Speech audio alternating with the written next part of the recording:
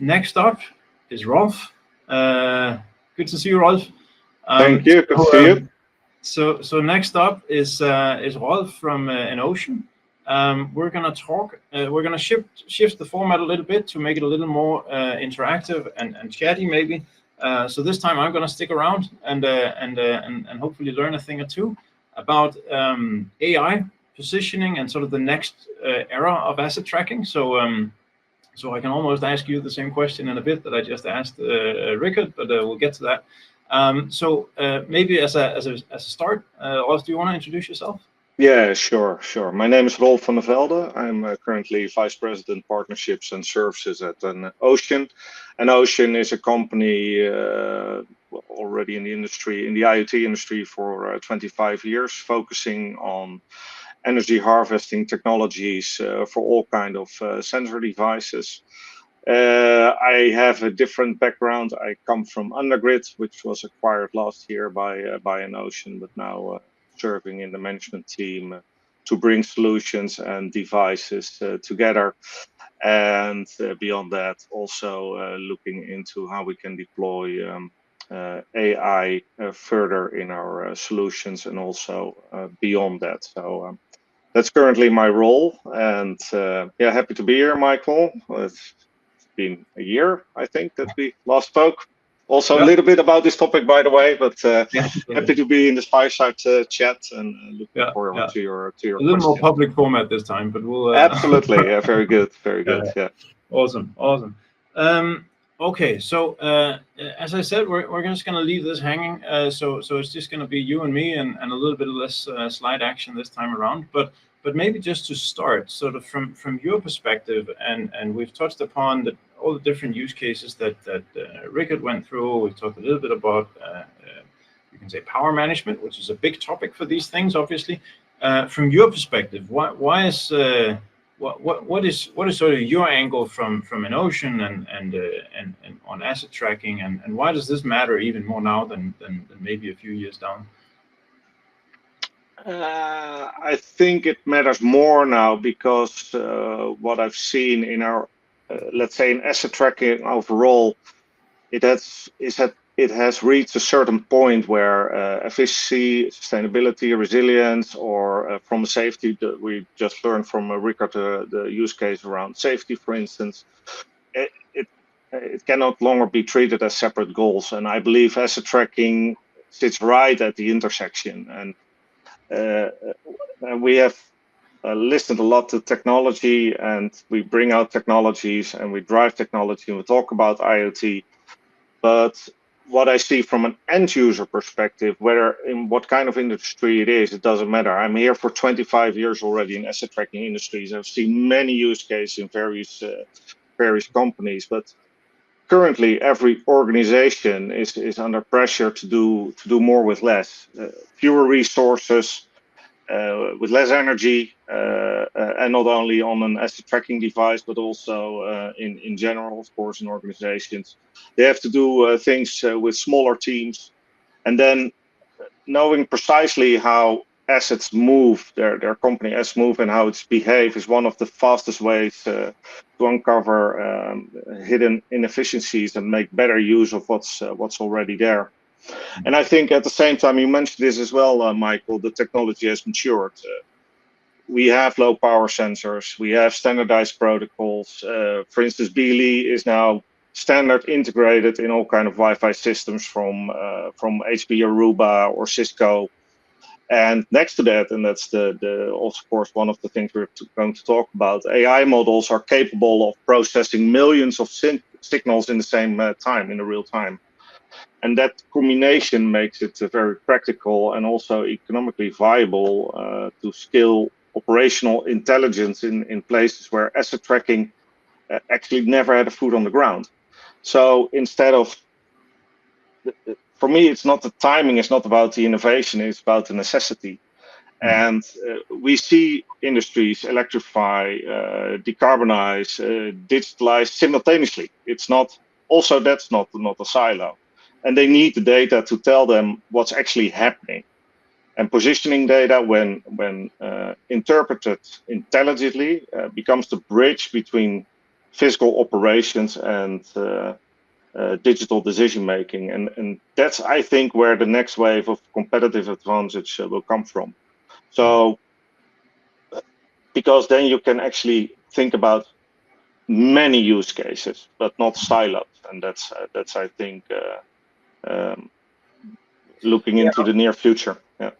Yeah, no, I think you summarized it really well. I think from our perspective as well, right? It's this almost perfect culmination of technologies from different corners, right? From hardware and critical mass and volume that brings cost down and stability up, and sort of standards that it gets introduced both from hardware connectivity, but also the software stack side to sort of really culminate into cost feasible setups that then also create the foundation for a lot of data on one side, which then becomes this needle of in a haystack kind of problem, where data models and an ability to really process this vast amount of data that can be generated, turn that into business value, right? And that's what unlocks these use cases. So, yeah. Fully agree. So if we're just to take one sort of a obviously AI sort of also sits on the slide there and sort of the topic here, but so it sort of gets introduced as this answer to everything these days, right? And if we're just to avoid that for a second and just take a few layers off of that onion of so to speak of that topic, then in your mind, what does AI solve for asset tracking, and where is it now, and how do you view this topic from a practical standpoint? Depends on where you want to start with answering that question, Palindianin. Let's take one step back to look at what I see currently as for instance, a big challenge in our industry today, and then go a little bit to where AI stands and how AI can enhance, for instance, really also on the device level, but also in the cloud or in the edge positioning itself. But let's for me, one of the biggest challenges currently is definitely not the technology anymore. I know if you're in procurement or if you're talking about with a customer, as we all did, and we're still doing, customers ask about the device, they ask about the features of the device, etc., etc. And that's, for me, it's a mindset. For years, we are trying to sell a visibility tool, a dot on the map, or a dashboard, or a report, or on a device level, if you're in that space, featuring components, or that you have the lowest power energy consumption, and so on, and so on, and so on.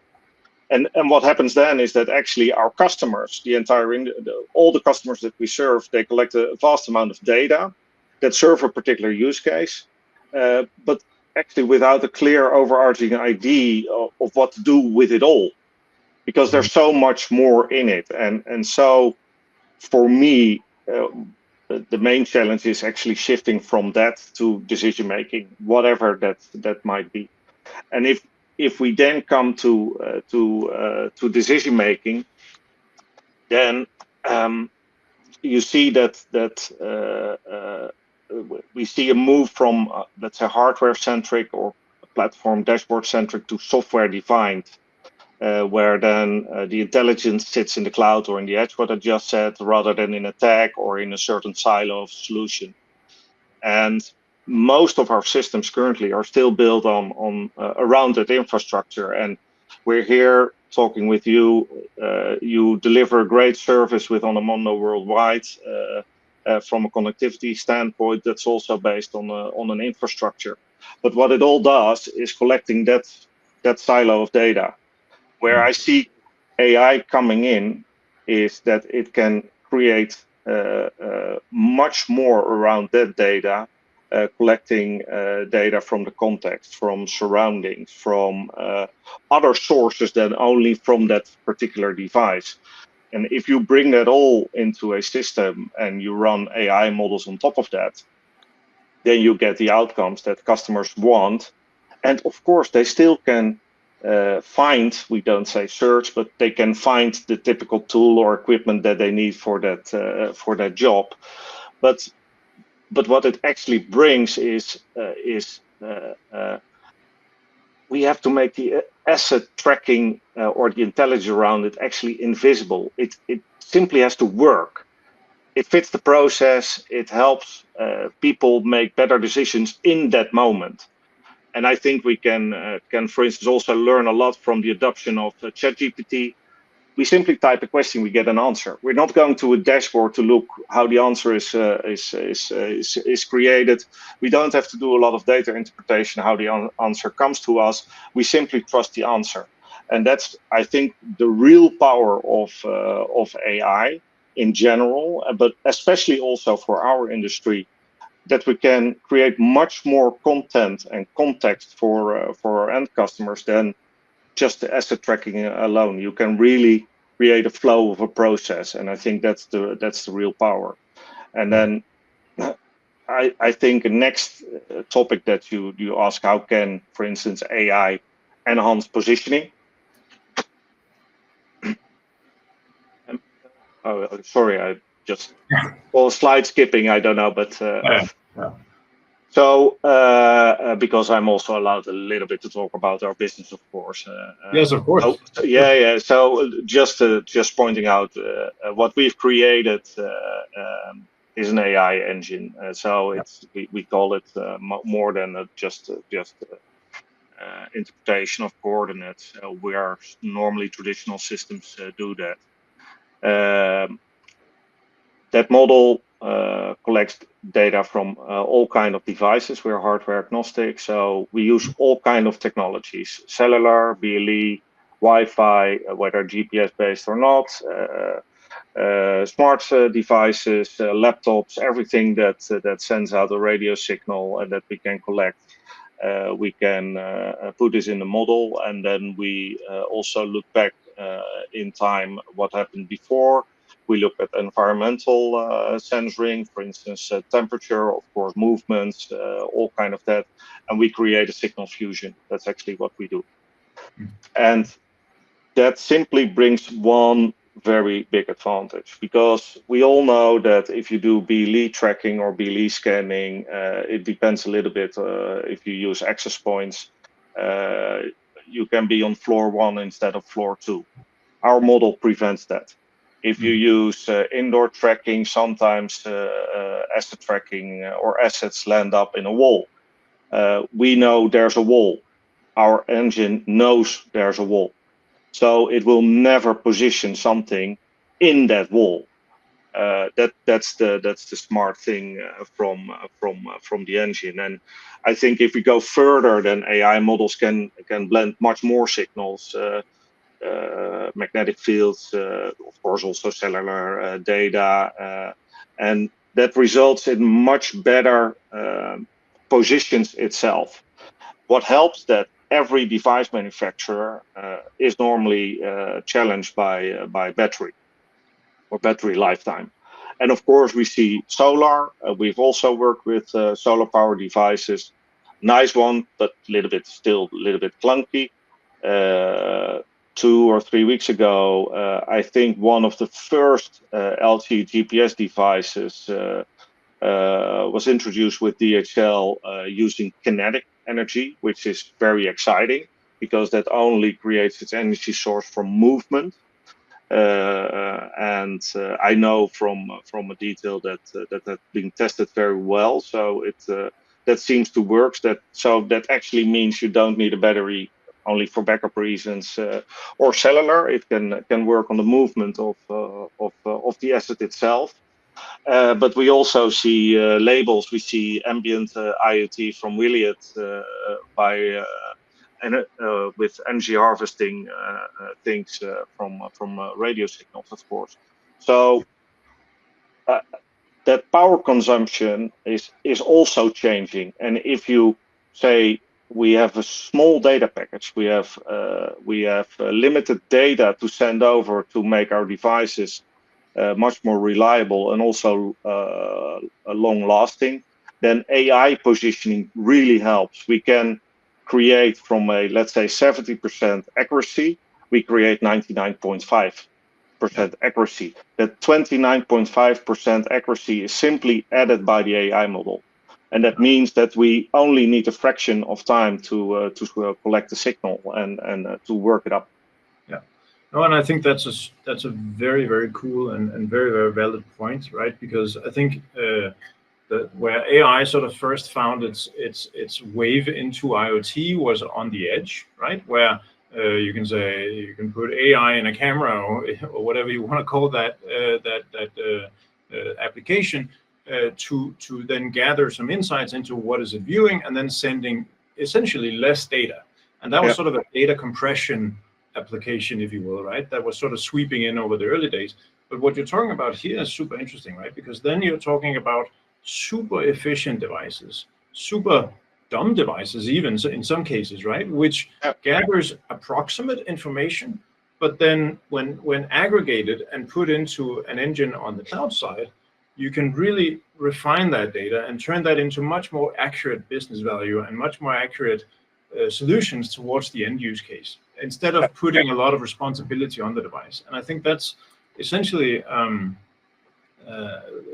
that's a whole sweeping, a whole sweep of use cases that will be enabled through something like that, right? Which is a very different take on that. Absolutely, and it also will help us. Again, I'm a long time in this industry, and we also developed devices, so I know all the challenges on the device level as well. What this can help is, of course, it will open up new markets. It will sometimes be more competitive, but in general, what it will help with, let's say, the broader public, we always face in IoT. Sorry to step out a little bit. We're always talking with, let's say, technology mindset people on IoT, or it's shifted away to IT. What we do as much as possible is talk to the end user, to talk to OT, to the operational teams. They are less interested in the technology itself. And with this, we also avoid all kind of questions about how trustworthy is the device, what is that feature set or whatever, because we simply deliver the outcome. And that's why my perhaps a little bit strange analogy, but with ChatGPT is when that was introduced, people started typing in questions, they got an answer, they trust that answer. They're not. And what we tend to do in asset tracking already for a very long time, we try to explain the engine behind ChatGPT, but the regular user is not interested in that. They type in a question and they get the answer. And that's I think that mindset challenge we can also achieve within asset tracking. And then you open up a zillion use cases that you never thought of. Yeah, no, exactly. And I think it's the simplest question, but often forgotten, and especially in an industry like ours, which is a lot of big sectors coming together with each their different sort of technology angle to it, trying to create a full solution. But in the end, or in the beginning, and ultimately, all that needs answered is what is the solution solving for, right? And that's exactly what you also mentioned. Yeah, I think we have just an interjection. Question from Uwe maybe. So you mentioned this 70 to 99 point, was it 9 or 5? I can't remember. 99.5%. Yeah. Precision. What does that mean in terms of precision? Is that meter, centimeter? Is it sort of success rate? What does that mean? I like success rate much better than meters or centimeters. Let me give one example, and I think the people in the audience who are familiar with asset tracking also know these questions from their customers.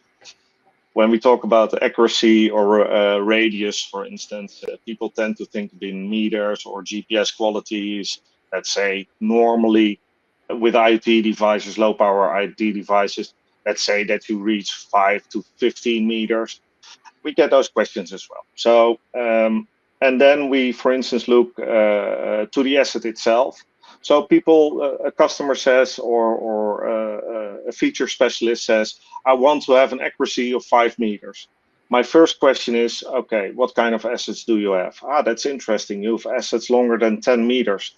Do you want to achieve 5 meter accuracy? Because it depends on where you place the device on an asset of 10 meters long, because that already gives you a fault of, let's say, at least 5 meters. Because you're never in that 5 meters with the assets. That's impossible. What's important there is the success rate. So let's say you need on a centimeter level asset tracking.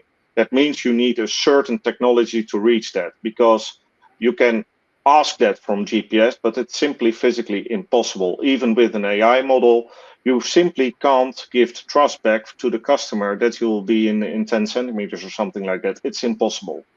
You need another technology where you can reach that. So it also depends on the, let's say, the asset tracking within the various use cases. You have to dive into the use case, saying what do you want to achieve with what. And then what you see mostly, if you go to the people who are working with it on the ground or in the air or whatever, hardly they don't need that accuracy. Only in certain use cases. I know in industrial manufacturing you want to have a precise location, so very accurate. That's fine.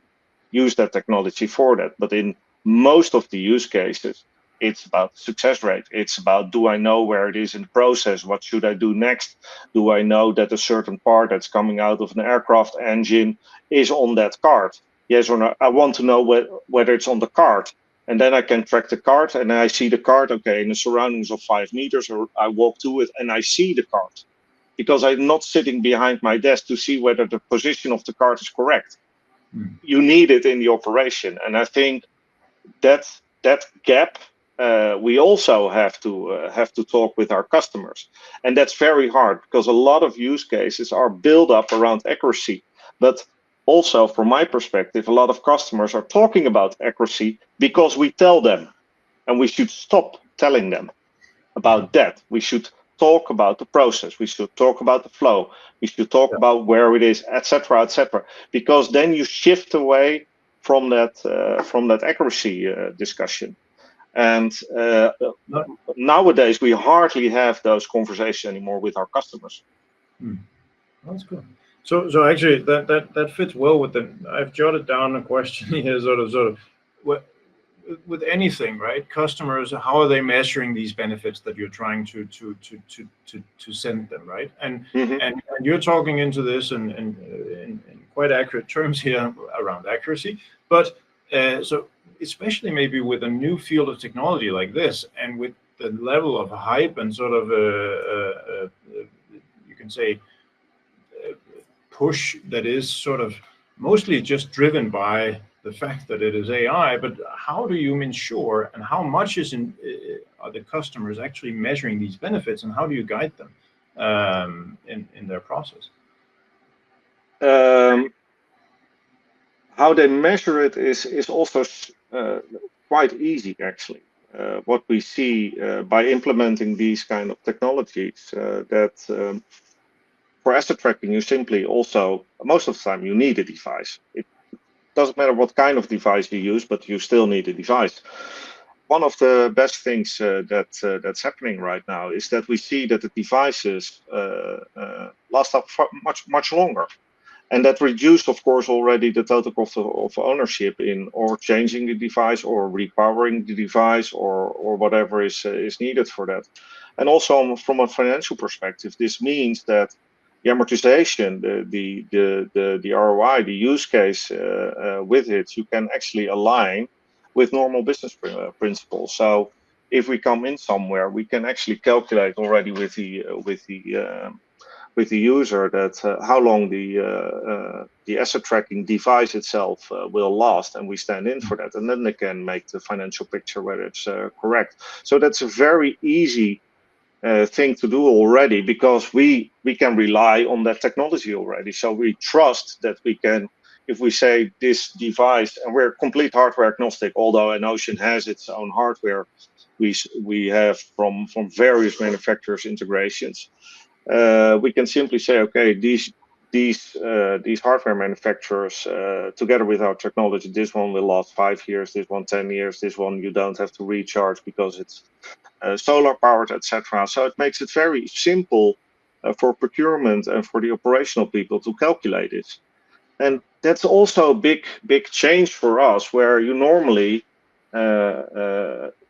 go in a test or a pilot to see how the device is working and the energy management and the health, etc.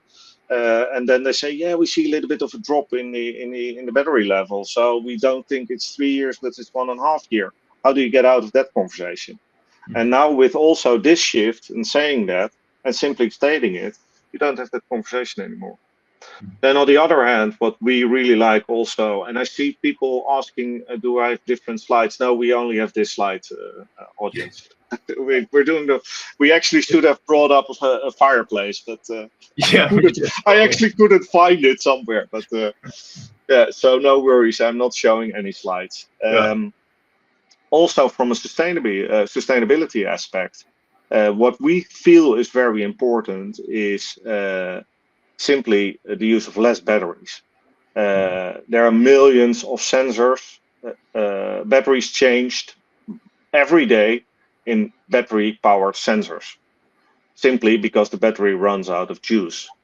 And that means that that battery lands somewhere, and also that battery is produced. So I'm not against batteries, definitely not, because you need them also for fallback scenarios, etc. But I really like the fact that you can use energy harvesting in any way. And what I also like, I also know, for instance, Digital Matter, that they're really working hard to make the device as long-lasting as possible on the battery, because nobody wants to change batteries, and the cost, the total cost of change a battery in the operation is really high. People then we buy a device of 10 euros, but we forgot that the battery change costs 60 euros. Yeah, typically battery changes and field operations in general throughout a long lifetime of a device can really wreck the entire ROI of that device. Yeah. So that's exactly right up our alley as well. Like how much the more we can use software and clever integrations between the hardware and the cloud side, and for our aspect, the networking as well, to improve the reliability and sort of the cost of ownership throughout the life cycle of this asset better, right? And so AI is obviously an interesting angle to that, right? So I think we have one private chat question that maybe just interjects here well, that goes a little like, does the actual growth in AI interest then also match the actual purchasing and integration into this, or is it more just the browsing and sort of early stage? What's your experience from the trenches? Sorry, don't let me look at the question. I see the. I think the question is more like, does the actual growth in interest then also translate into to actual deployments or yeah, absolutely, yeah. Oh, sorry, yeah, definitely, yeah. We see this on our end, so we introduced a few private AI agents because we also stick one thing on the AI. You can of course push a lot of data through ChatGPT, also tracking data and get it out, but that's wide in the open, and especially our customers, we serve global players. They don't like that their data is going to be published in an open model. So what we've done is created our own models. And we also created there, like, so let's say, a function of ChatGPT, so they can type in the question that they get the answer. They don't look at the dashboard anymore. We also have fancy dashboards, nice graphs, spaghetti graphs, whatever, history. Everything is there, what you can expect from asset tracking in general. Most of the interest is out to the private AIs and AI agents, and what we got traction right now around the globe, where from customers that we never heard of, and they say, I want this because I don't want another dashboard. I don't want another report, because a report is what happened. I want to know what's happening or what I should do next. And that's power of let's say marketing and sales. That's in the open, not brought by us. We do this in selective markets to see, because it's still early, and we also want to learn, as an AI model also learns, of course, but we as people also have to learn and interact with those customers. And but we from various industries, and again from industries that I never thought of might have an interest in asset tracking overall. But they don't see this as asset tracking anymore. They see this as process visibility and simply getting an answer what they need to do. Okay. So maybe as we're coming up on time here, so I just want to ask you, what's next in this sort of topic and this journey of like what's next from your perspective? What I really love to see, and that's a reach out to everybody here that's in the asset tracking industry. Let's little bit I'm not saying that we have to redefine the word asset tracking, but let's see this as an intelligent service layer. And also let's see if we can bring this out more in the open, in an open protocol or in open standards or whatever we call this. Because it will serve our entire industry and it will grow the pool of customers dramatically. That's my very strong belief. I still think we're a little bit too siloed. We try to sell a device, or we try to sell a platform or connectivity, but in the end, a customer is not buying connectivity. It's not buying a device. It's buying insight in a certain part of the process. And the more you spread it out, the more business you will get. That's my strong belief. So it's moving from a tracking system to operational intelligence, APIs and platforms that learn, adapt, improve continuously. And I also believe there will be new business models, because I also understand this business is of course also partially driven by subscriptions. And subscriptions means nice ARR, and I all believe that. But in the end, if we don't grow the market overall, that will have a certain barrier. It will hit a certain barrier, and I think we can then push the barrier a little bit, but we can also open up a much more than we're currently doing, and that's where that interconnectivity and the sharing data will become. And then I think everybody gets a piece of the puzzle, because it doesn't say that you only have to do a device or only have to do connectivity. Why not grow further? And that's where I see what should be next in the asset tracking journey in this industry. I think that's a great note to end on.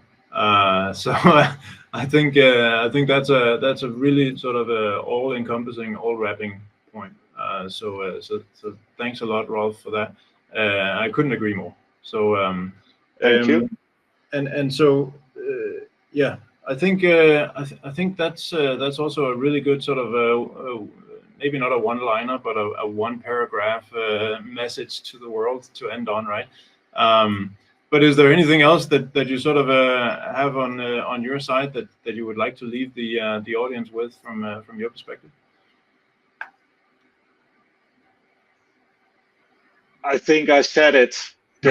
Just a call out to open up to each other and not to be afraid of the business. That you perhaps you give in a little bit, but and we did in my company Undergrid, in my previous company Moving Intelligence, and now at enOcean, we give in a little bit because we cut off a piece of the revenue.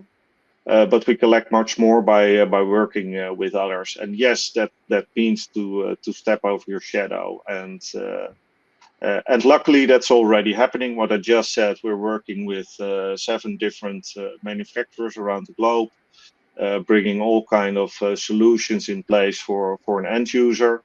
And what we also say, of course, in the end, somebody is responsible for that end user, but we all get a piece of the pie, and I think that and that pie is bigger than I ever saw before.